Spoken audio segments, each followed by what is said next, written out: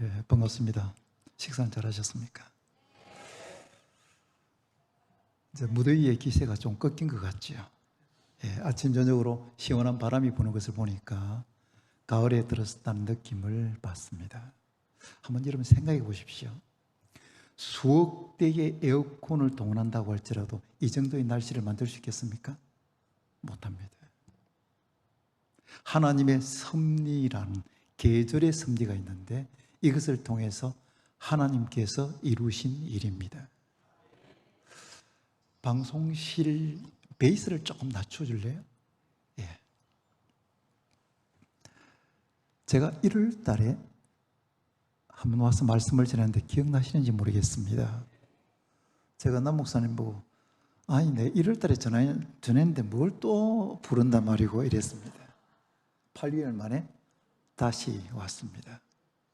제가 정말 좋아하는 남진 목사님께서 목회하시는 교회에 말씀을 전하게 되어서 큰 영광입니다. 제가 목사님께 교인들은 교회에서 식사를 제공합니까? 라고 물었습니다. 목사님께서 예, 교회에서 식사 제공하고 밥 먹고 세일 모임 가지고 이렇게 오후 예배 드립니다 해서 제 속으로 교인들이 많이 피곤하겠다 생각이 들었습니다. 사실 목사들에게는 오후 예배는 조금 부담이 됩니다. 점심 먹고 난 이후에 교인들이 올라오면 설교 시간에 졸 가능성이 많기 때문입니다. 목사님들 중에는 교인들이 조는 것에 대해서 굉장히 민감하게 반응하는 사람이 있습니다. 그래서 반드시 깨워야 설교가 되는 것 같아요. 저는 지금까지 목회하면서 한 번도 교인들을 존다고 야단쳐 본 적이 없습니다. 예배의 자리에 앉아 있는 것만 해도 고마운데 왜 야단을 칩니까? 여러분에게 한번 물어봅시다. 솔직하게 이야기하셔야 됩니다. 설교 시간에 교인이 조는 것은 목사 책임입니까? 교인 책임입니까? 목사가 설교를 못해서 좁니까? 교인의 마음밭이 안 좋아서 좁니까? 솔직하게 이야기해 봅시다. 두 개 다 맞다. 예. 일정 부분 목사에도 책임이 있는 거 아닙니까? 그러면 교인들이 존다고 야단을 쳐야 되나? 저는 베개를 갖다 주고 싶습니다. 어떤 권사님이 지금 앉아 계시는 그 자리에서 설교를 듣다가 하도 좋으니까 목사님이 고개를 이리 갔다가 저리 갔다가 또 오면 또 졸고 하니까 신경이 좀 거슬렸습니다. 그래서 권사님 설교 시간에 너무 졸면 안 됩니다. 좀 일어나서 설교 들으세요 라고 했어요. 그 권사님이 하는 이야기가 목사님 다음 내려와 들어보이소 안 졸리는가? 그랬다 그럽니다. 직분자 부흥회가 지난 주일 또 이번 주일 다음 주일 3주가 있습니다. 지난 주일도 목사님 말씀을 통해 저는 은혜를 받았고 다음 주일도 목사님을 통해서 은혜를 받을 것입니다.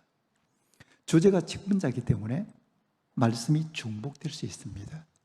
들은 말씀을 또 들을 수 있다는 이야기입니다. 저는 좀 다른 각도에서 오늘 말씀을 좀 드리려고 그러고요. 보통 제가 한 30분 정도 설교하는데 오늘 부흥회니까 한 35분에서 40분 해도 되겠습니까? 예, 그 정도 좀 말씀을 드리려고 합니다. 부흥회지만 질문도 좀 해가면서 여러분에게 말씀을 드리려고 합니다. 오늘 본문은 초대교회에서 다른 사람을 위로하고 격려했던 한 사람을 소개하고 있습니다. 이 사람의 이름은 바나바입니다. 저는 본문을 살펴보면서 말씀해 주는 교훈을 여러분과 함께 나누고 싶습니다. 그래서 오늘의 바나바라는 제목으로 메시지를 전하고자 합니다.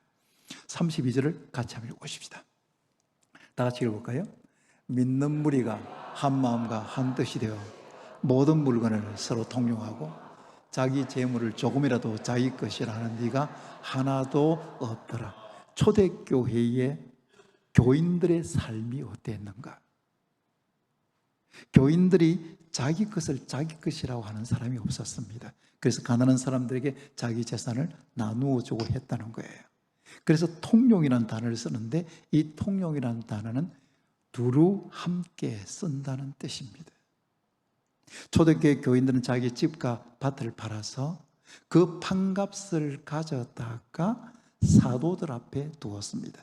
이건 오늘로 이야기한다면 교인들이 직접 자신이 구제를 하지 않고 교회를 통해서 구제를 한다는 뜻입니다. 한 60년 정도 나는 60년 전부터 교회를 다녔다. 손 한번 들어보시겠습니까? 나는 한 60년 전부터 교회 다녔다. 예. 아니, 손 한번 들어보십시오.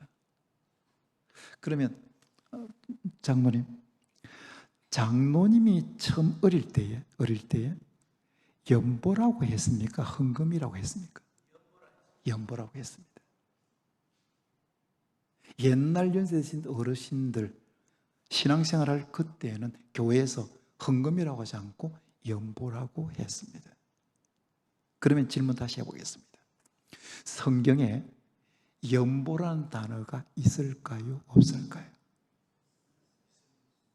로마서 15장 26절을 함께 읽어보겠습니다. 로마서 15장 26절 다 같이요. 이는 마게도냐와 아가야 사람들이 예루살렘 성도 중 가난한 자들을 위하여 기쁘게 얼마를 연보하였음이라. 연보라는 단어가 나와 있죠. 다시 질문입니다. 오늘 질문을 좀 하겠습니다. 성경에 그러면 헌금이라는 단어가 있을까요? 없을까요? 누가복음 20, 제가 표정을 보니 당신이 대답해라. 우리 대답해. 그렇게 하는 것 같습니다. 21장 1절 다 같이 한번 읽어볼까요? 시작. 예수께서 눈을 들어 부자들이 헌금함에 헌금 넣는 것을 보시고, 헌금이라는 단어가 나옵니다.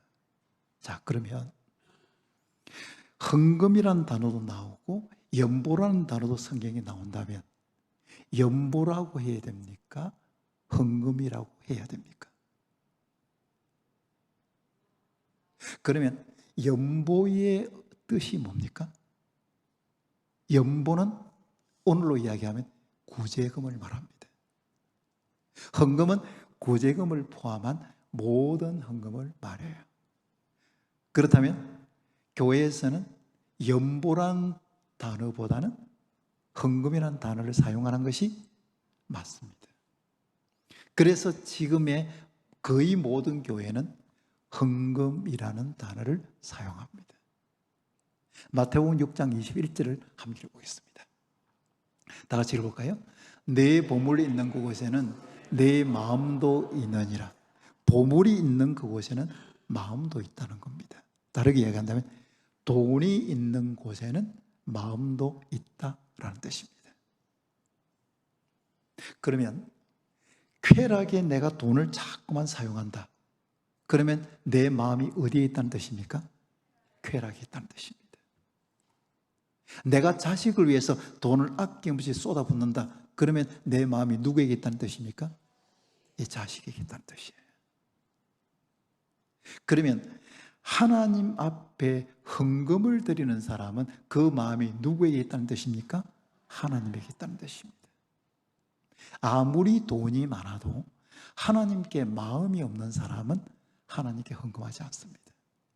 다르게 얘기한다면 아무리 돈이 많아도 믿음이 없는 사람은 헌금하지 않습니다.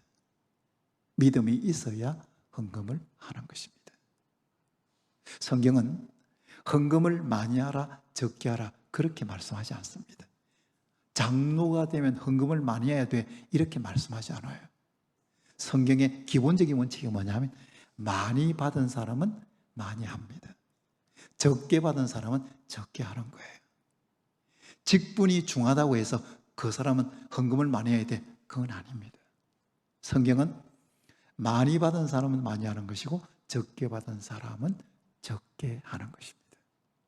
그러면 성경이 말하는 헌금의 원칙이 있습니다. 원칙은 뭔가? 고린도후서 9장 7절입니다. 함께 읽어볼까요? 각각 그 마음에 정한 대로 할 것이요 인색함으로나 억지로 하지 말지니 하나님은 즐겨내는 자를 사랑하시느니라.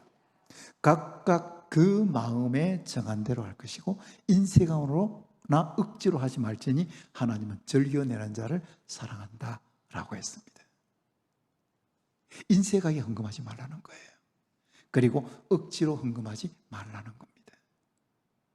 그러면 왜 교인들이 헌금을 인색하게 하는 겁니까? 자신이 가진 모든 것이 자기의 노력의 결과라고 생각하기 때문입니다. 이 돈은 내 돈이야 생각하기 때문입니다. 건강이 없으면 우리는 어떻게 돈을 벌 수 있습니까? 직장이 없으면, 사업장이 없으면 어떻게 돈을 벌 수 있어요? 경기가, 수입을 얻을 수 있는 경기가 되지 않으면 어떻게 우리가 얻을 수 있습니까? 그 어느 것 하나도 빠지면 우리는 살아갈 수가 없습니다. 그렇다면 이 모든 것들은 하나님의 은혜입니다. 하나님의 은혜로 우리가 건강하게 일을 하고, 직장에 있어서 사업장에서 일을 하고, 수입을 얻을 수 있는 기회가 주어져서 우리가 수입을 얻어서 생활하고 있는 것입니다. 그렇다면 우리는 인색하게 헌금을 할 수가 없는 거예요. 제 동기 목사가 있는데 추수감사절이 지나고 월요일 날 한 교인이 찾아왔더랍니다. 목사님, 추수감사금입니다 하고 가져왔다는 거예요. 그 목사님 교회는 교인이 한 40명 정도밖에 되지 않습니다. 그러면 지난 주일 이분이 헌금을 했느냐 안 했느냐, 헌금을 얼마 했느냐까지 목사님은 다 알고 있습니다. 그래서 목사님이 그 집사님 보고, 집사님 어제 추수감사절 헌금하지 않았습니까? 근데 왜 또 헌금을 가져온 겁니까? 그랬더니 이 집사님 하는 이야기가, 밤에 잠을 자는데 꿈에 하나님이 나타나가지고 내가 너에게 베푼 은혜가 10,000원밖에 되지 않냐? 자기가 10,000원 헌금했거든. 10,000원밖에 되지 않냐? 이렇게 하는데 정신이 확 들면서 잠에서 깼다는 거예요. 두려움이 막 엄습하더라는 겁니다. 내가 추수감사금을 드리면서 1년 동안 받은 은혜가 이것밖에 안 되냐라는 하나님의 음성이 같아서 주일까지 기다리지 못하고 월요일날 다시 헌금 봉투를 해서 목사님께 가져갔다는 거예요. 저는 여러분에게 헌금 많이 하라고 하는 이야기 아닙니다. 받은 은혜만큼 하는 겁니다. 우리가 헌금하는 것은 복을 받기 위해서가 아니라 받은 은혜가 너무 감사하기 때문에 헌금을 하는 거예요. 그리고 헌금은 억지로 하지 않는 겁니다. 교회도 교인들에게 억지로 헌금하게 하면 안 되고, 교인들도 억지로 헌금하면 안 되는 거예요. 왜냐하면 하나님은 즐겨내는 자를 사랑하시기 때문입니다. 여러분이 100만 원 헌금하면 하나님께서 1,000만원으로 복을 주실 것입니다, 이렇게 말하는 것은 복음이 아닙니다. 우리는 복 받기 위해서 헌금하는 것이 아니라 하나님께서 받은 은혜가 너무 감사해서 헌금합니다. 우리 교회 장소를 좀 제공해 달라고 해서 장경동 목사팀, 제가 장소를 부흥의 장소로 제공했던 적이 있습니다. 장경동 목사님이 제일 마지막 오고, 두 분의 목사님이 이제 부흥 집회를 하는데, 둘째 날 집회하는 사람이 이렇게 이야기하는 거예요. 내일 장경동 목사님 오시니까 축복기도 받은 사람은 헌금에 봉투에 돈을 넣어서 헌금을 올리면 목사님이 그분들을 위해서 축복기도 해준다는 거였어요. 그래서 이 목사님이 우리 교역자들 뒤에 있는데 헌금 봉투를 전부 다 교인들이 나눠주라는 거였어요. 제가 하지 말라고 했습니다. 그리고 그 목사님에게 이야기했습니다. 우리 교회는 헌금을 미리 이야기하지 않는 헌금을 하지 않습니다. 여러분, 억지로 헌금하는 것은 하나님 받지 않습니다. 그런데 왜 교회가 교인들이 억지로 헌금하게 하고, 교인들이 거기에 어쩔 수 없이 억지로 헌금해야 되는 것은 그건 불행한 일입니다. 그래서 헌금의 원칙을 성경대로 가져가면 우리는 행복하게 신앙생활할 수 있습니다. 다시 본문으로 들어가 보겠습니다. 36절을 함께 읽어보십시다. 다 같이 읽어볼까요? 구브로에서 난 레이족 사람이 있으니 이름은 요셉이라. 사도들이 일컬어 바나바라, 번역하면 위로의 아들이라 하니. 바나바라는 사람의 이름이 소개되고 있습니다. 바나바는 구브로 사람이에요. 구브로라는 섬은 지중해에 있는 지금의 키프러스 혹은 사이프러스라고 부르는 섬입니다. 그는 레위 사람이었어요. 계속해서 37절입니다. 함께 읽을까요? 37절 다 같이 읽어보겠습니다. 그가 밭이 있음에 팔아 그 값을 가지고 사도들의 발 앞에 두니라. 다른 초대교회 교인들과 마찬가지로 바나바도 자기의 밭을 팔아서 그 판값을 가지고 와서 사도들 앞에 두었습니다. 이것은 구제금을 함께 나누는 것이었어요. 초대교회가 자기의 집과 밭을 팔아서 헌금한 사람 많았습니다. 그러나 그 사람들의 이름은 기록이 되지 않았습니다. 그런데 바나바의 이름만 기록이 되어 있습니다. 다른 사람의 이름은 기록되지 않았는데 왜 바나바의 이름은 기록하고 있는 것입니까? 바나바가 헌금을 많이 했기 때문이 아닙니다. 바나바가 초대교회 역사에서 아주 중요한 인물이기 때문입니다. 최초의 이방인 교회인 안디옥 교회가 세워졌을 때에 사도들이 바나바를 안디옥 교회의 목회자로 파송을 했습니다. 안디옥 교회 목회자가 된 거예요.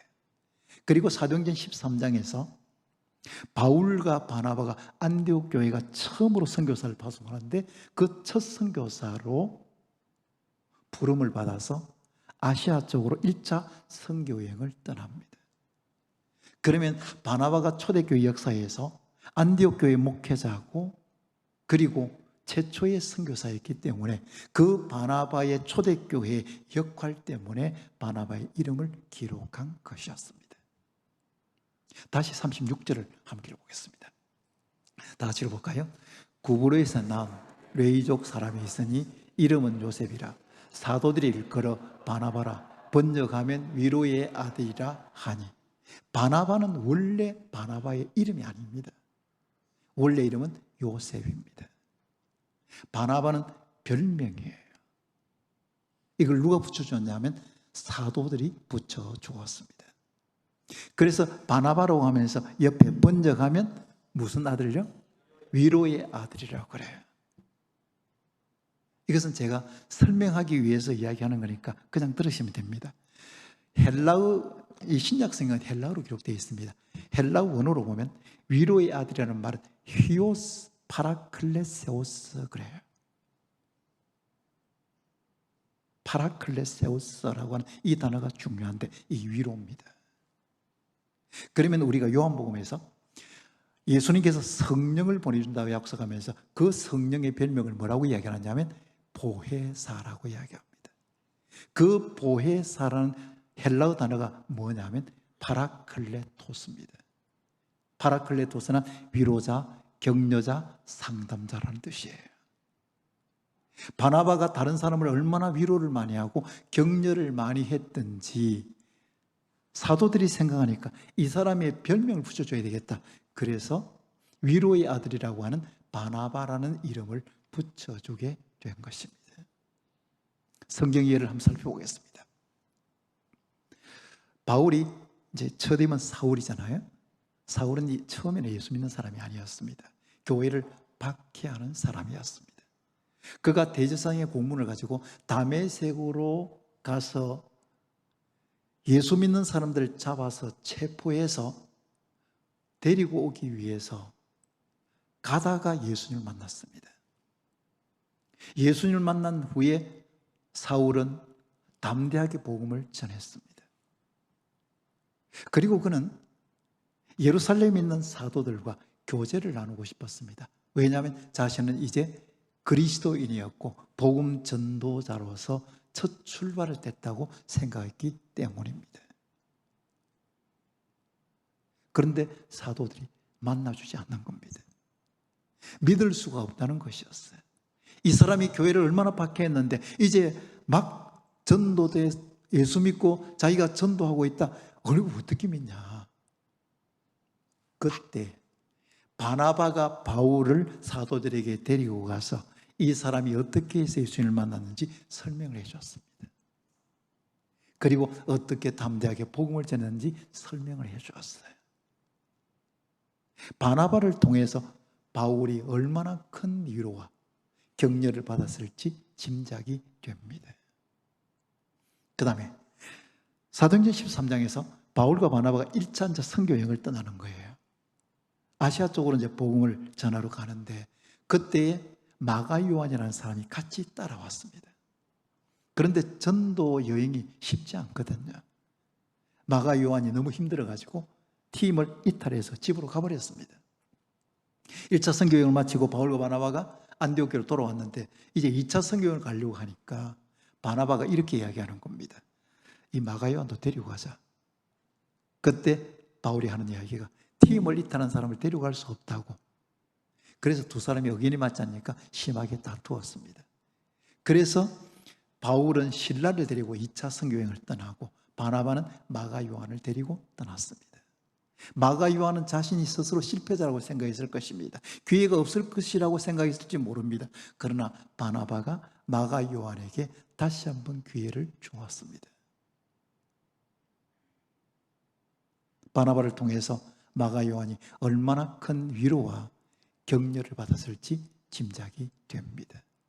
그래서 사도들은 바나바의 별명을 붙여주기를 바나바다, 위로의 아들이다 라고 한 것입니다. 여러분, 오늘의 우리 시대는 어떤 시대입니까? 디모데후서 3장 1절부터 3절까지를 함께 읽어보겠습니다. 디모데후서 3장 1절부터 3절까지 다 같이 읽어볼까요? 너는 이것을 알라. 말세에 고통하는 때가 이르러 사람들이 자기를 사랑하며 돈을 사랑하며 자랑하며 교만하며 비방하며 부모를 거역하며 감사하지 아니하며 거룩하지 아니하며 무정하며 원통함을 풀지 아니하며 모함하며 절제하지 못하며 사나우며 선한 것을 좋아하지 아니하며. 말세가 되면 어떤 일이 일어나는가? 지금은 말세의 지말이라고 합니다. 말세의 끝에 도달했다고 그러는데 말세가 되면 사람들이 무정해진다는 거, 사나워진다는 겁니다. 원통함을 풀지 않는다는 거예요. 다른 사람의 실수 용납하지 않습니다. 사랑하지 않습니다. 용서하지 않습니다. 이것이 말세의 시대상입니다. 그러나 우리는 하나님으로부터 사랑과 용서를 받은 사람입니다. 파라클레토스라고 하는 보혜사 성령을 받은 사람입니다. 그렇다면 우리는 이런 시대를 떠내려가는 것이 아니라 거슬러 올라가서 다른 사람을 위로하고 격려하는 오늘의 바나바가 되어야 합니다. 여러분, 가정은 우리가 살아가는 삶의 현장인데 가정의 가족들도 우리의 위로가 필요하고 격려가 필요합니다. 연세 드신 부모님들은 위로와 격려가 필요합니다. 그런데 자식들이 위로와 격려가 필요한 부모의 바나바가 되지 못하고 도리어 부모에게 무관심하고 말세의 시대상을 그대로 따라간다면 부모들은 절망할 것입니다.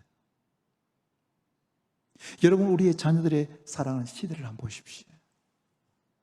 정말 어렵습니다. 우리의 자녀들도 부모로부터 지적받고 어떤 때는 비난당하고 이런 것들에 익숙해져 있지만 우리의 자녀들은 위로와 격려가 필요합니다. 부모가 위로하고 격려하면 실패했을지라도 그 자리에서 다시 일어나서 용기를 가지고 일어날 수 있습니다. 우리의 자녀들은 부모의 위로와 격려가 필요합니다. 이태리의 한 마을에 오페라 가수가 되기를 원하는 청년이 한 사람이 있었습니다. 이 청년은 독학을 해서 노래를 불렀습니다. 어느 날 오페라 가수가 되는 오디션이 있었습니다. 경연대회가 있었어요. 거기에 이제 신청을 해서 열심히 연습해서 갔는데 낙방을 했습니다. 그는 너무 실망한 나머지 다시는 노래자를 부르지 않겠다고 다짐했습니다. 그때 자기 어머니가 이렇게 이야기합니다. 아들아, 나는 네가 세계에서 가장 좋은 목소리를 가졌다는 것을 안다. 네가 노래를 부르는 것을 들을 때마다 나는 행복하다. 나는 네가 유명한 오페라 가수가 되리라고 믿는다라고 했습니다. 그 어머니의 위로와 격려를 받은 이 아들은 다시 노래를 시작했습니다. 그리고 세계적인 오페라 가수가 되었습니다.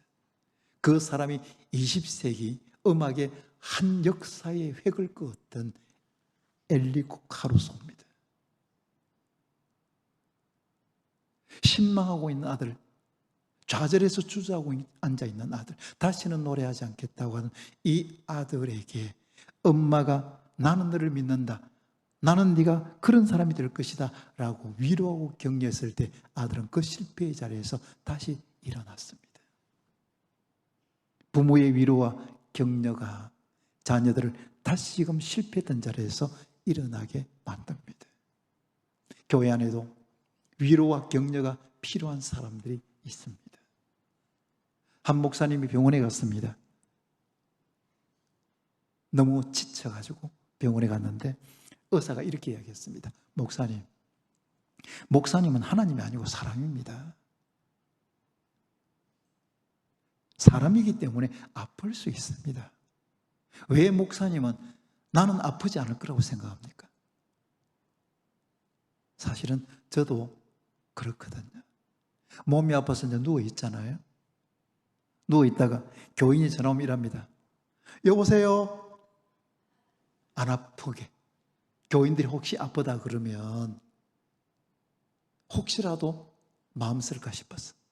또 실망할까 싶었어. 목사들이 다 그런 마음이 있습니다. 여러분 목사들이 목회하다가 지쳐서 몸도 지치고 마음도 지치고 어떤 때는 스트레스가 병이 됩니다.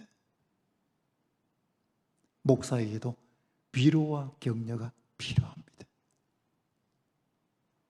누가 목사님의 위로와 격려를 할 수 있는 바나바가 되어야 합니까? 교인들입니다. 특별히 장로님들이, 안수사님들이, 권사님들이 목사님에게 위로의 말 한마디, 따뜻한 격려의 말 한마디는 목사를 신나게 만들어서 목회를 행복하게 만듭니다. 지난 1월 달에 제가 여러분들에게 와서 이런 이야기를 했습니다. 어떤 목사님이 밖에서 교인들과 인사를 하고 있는데 한 집사님이 가면서 목사님 오늘 말씀 은혜 받았습니다 하는데 권사님이 들어가면서 그렇게 말하지 마라. 목사 교만해진다. 꼭 그렇게 말해야 되겠습니까? 목사님들은 위로가 필요하고 격려가 필요한데 교인들이 어떻게 하면 목사를 힘들게 할까를 찾는 사람처럼 비난하거나 오해하거나 그러면 목사는 힘이 빠질 수밖에 없습니다. 여러분 통계적으로 보면 남자보다는 여자가 더 오래 삽니다. 한 7년에서 8년 정도 수명을 더 길게 봅니다.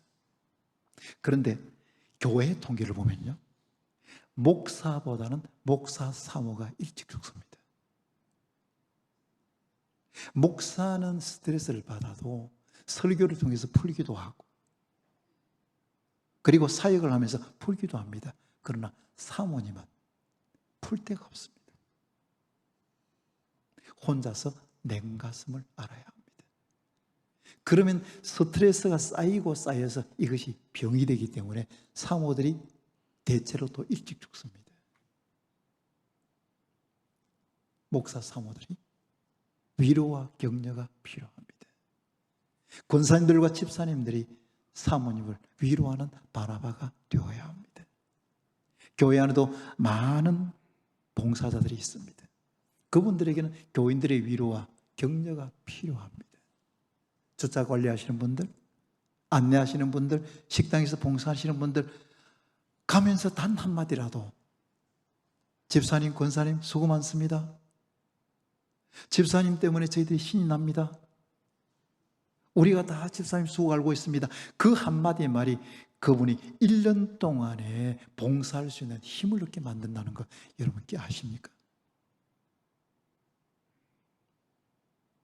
다음 세대를 양육하는 주일학교 교사들, 그리고 찬양하는 찬양대원들, 오늘 찬양팀이 이렇게 서 있는데 이분들이 이렇게 서서 찬양하는 데는 얼마나 많은 연습이 있어야 되는지 모릅니다.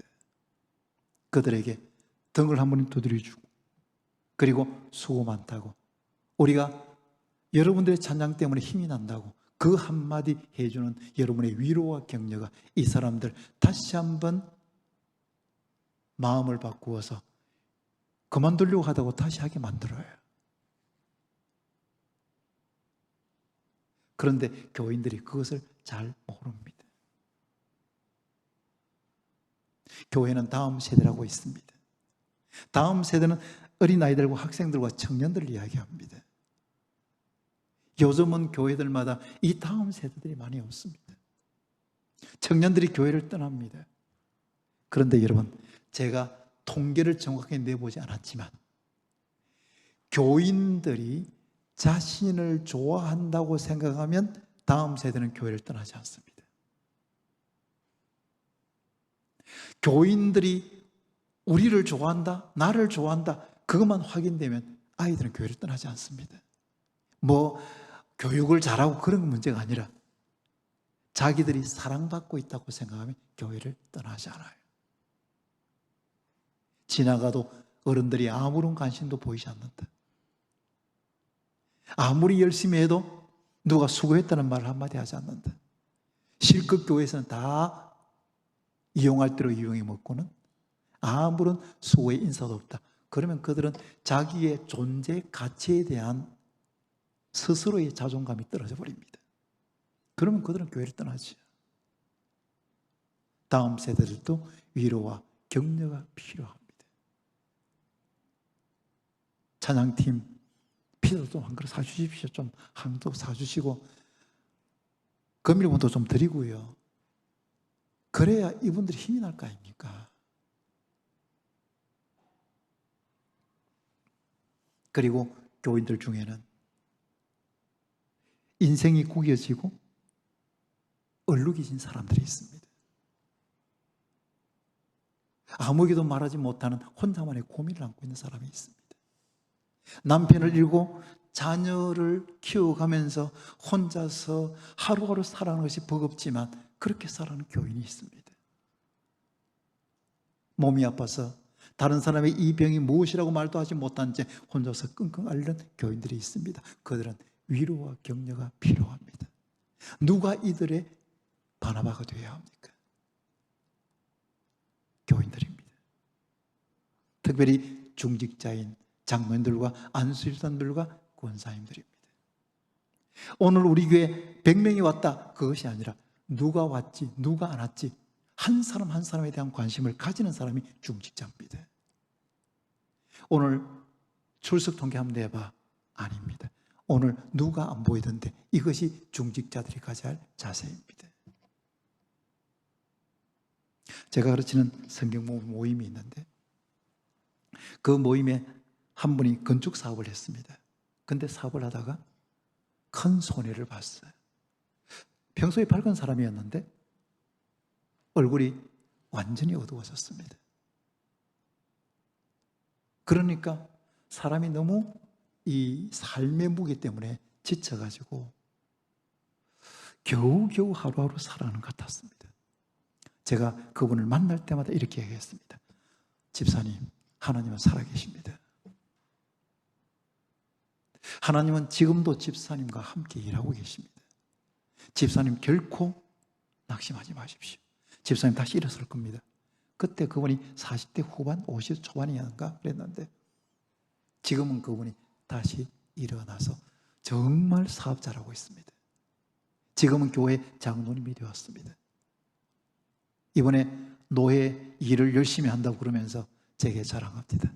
이분이 정말 제게 고맙다고 명절마다 선물도 보내고 금일봉도 주시고, 왜냐하면 그때 자기가 어려울 때에 위로하고 격려하는 바나바가 되었기 때문입니다. 제가 아는 장로님이 이렇게 이야기합니다. 자신이 젊을 때 교회를 나갔는데 교회가 너무 무정하더라는 겁니다. 교인들이 자신에게 인사하거나 말을 걸어주는 사람이 없더라는 거예요. 여러분, 부곡교회도 지금 예배에 참석하고 있으면서도 등록하지 않은 교인이 있을 겁니다. 교회를 방문하는 교인이 있을 거예요. 누가 이 사람들의 손을 잡아주고 누가 이 사람들에게 말을 걸어주고 인사를 해야 합니까? 교인들입니다. 그들은 영적으로 방황하고 있는 사람들인데 그들에게도 위로와 격려가 필요한데 누가 이들의 손을 잡아주는 바나바가 되어야 하면 교인들이 해야 되는 거예요. 어떤 교회에 A라는 사람과 B라는 사람이 있었습니다. A라는 사람과 B라는 사람이 처음 이제 이 교회를 출석하게 된 겁니다. 그런데 아무도 인사하거나 말을 걸어준 사람이 없었습니다. 두 번째 또 주일에 갔습니다. 그래도 아무도 없어요. 이 두 사람이 각각 이제 결심을 한 겁니다. A라는 사람은 이번 주일도 내가 세 번째 가는데 나에게 말을 걸어주거나 인사해 주는 사람이 없으면 나는 이 교회 절대 안 나간다. 나는 다른 교회 갈 거다.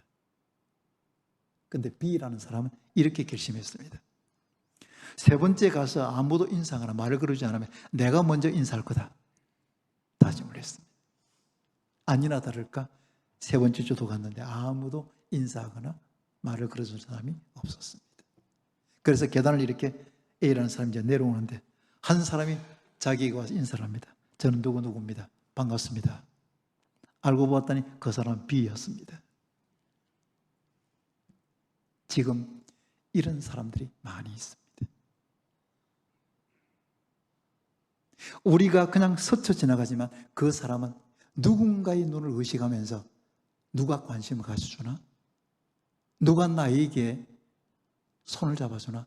기다리고 있는 사람들이 있습니다. 누가 이들의 바나바가 되어야 합니까? 교인들입니다.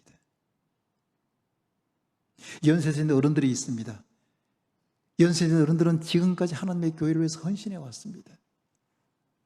이분들은 예배 때마다 와서 교회를 사랑하는 마음으로 어떻게 하면 하나님의 교회가 더 부흥할 것인가 이것을 꿈꾸면서 신앙생활을 하고 있습니다. 엘리베이터도 없는데 이렇게 걸어와서 여기 자리에 앉아 있습니다. 누가 이들을 위로하고 격려하는 바나바가 되어야 됩니까? 젊은 교인들입니다. 그 어른들의 그늘 속에서 같이 성장해 왔던 젊은 사람들이 교회의 어른들을 위로하고 격려하는 바나바가 되어야 합니다. 여러분, 요즘은요 부모를 모시고 오는 젊은 교인들은 교회에 엘리베이터가 없으면 안 옵니다. 왜냐하면 자기 부모들이 너무 힘들다는 사실을 알면 교회에 등록하지 않아요. 지난번에 제가 엘리베이터 하라 안 그랬습니까? 조금 한번 생각해 보셔야 됩니다. 여러분, 지금은 바나바가 필요하시 됩니다. 누가 오늘의 바나바가 되어야 되는가? 방금 이야기했던 여러 영역에서 봉사하는 사람들의 위로와 격려가 될 수 있는 바나바는 바로 여러분들입니다. 인생이 그어지고 인생이 얼룩진 사람들이 있습니다. 교인들 중에서는 다 잘 사는 건 아닙니다. 다 건강하게 사는 건 아닙니다. 신앙생활 잘하는 사람도 가난한 사람도 있고 신앙생활 잘하는 사람들 중에도 질병의 고통 가운데 있는 사람들이 있습니다. 누가 그들의 손을 잡아주며 누가 그들을 위로하고 격려해 주는가? 그것은 교인들입니다. 그래서 저는 제 직원들이 오늘의 바나바가 되어야 된다고 말씀드리고 싶은 겁니다. 말씀을 맺겠습니다. 사랑하는 성도 여러분, 여러분은 부곡교회의 교인이 된 것은 여러분의 의지가 아닙니다. 여러분의 스스로의 선택이 아닙니다. 하나님께서 여러분을 부곡교회 교인으로 불러주셨습니다. 그리고 하나님께서 여러분을 이 자리에 두셨습니다. 우리가 살아가는 그 하루하루의 삶은 당연한 것은 하나도 없습니다. 모든 것이 하나님의 은혜입니다. 우리가 일상의 삶이 다람쥐 쳇바퀴 돌듯이 반복되지만 그 반복되는 삶 어느 하나도 당연한 것은 없습니다. 모든 것이 하나님의 은혜입니다. 우리가 하나님의 은혜로 부곡교회 교인 되었고 부곡교회의 장로가 되고 안수집사 되고 권사 되고 서리집사가 되었다면 교회를 뜨겁게 사랑해 주지 않겠습니까? 교회를 위해서 내가 가진 시간과 물질과 재능과 건강을 아낌없이 쏟아 부어야 되지 않겠습니까? 사람은 다 형통한 삶을 살지 않습니다. 형통한 때도 있지만 공고한 때도 있습니다. 공고한 때를 걸어가는 사람들이 있습니다. 교인들 중에서 정말 아파하는 사람이 있습니다. 제가 우리 교인들을 보면 목사님 죽고 싶어요 해도 10년 지나도 안 죽긴 하지만 어쨌든 죽고 싶다고 말하는 사람이 있습니다. 안 됐습니다. 그 사람들에게는 누군가의 위로와 격려가 필요합니다. 그 위로와 격려 누가 해야 됩니까? 바로 장로님들과 안수인들과 권사님들, 소위 교회의 중직자들이고 직분자들입니다. 여러분이 교회에 교인들을 위로하고 격려하는 바나바가 될 때에 부곡교회는 조금 더 든든하게 세워지고 조금 더 부흥하고 다음 세대가 일어나는 새로운 부흥의 역사를 경험하게 될 줄로 믿습니다. 기도하겠습니다.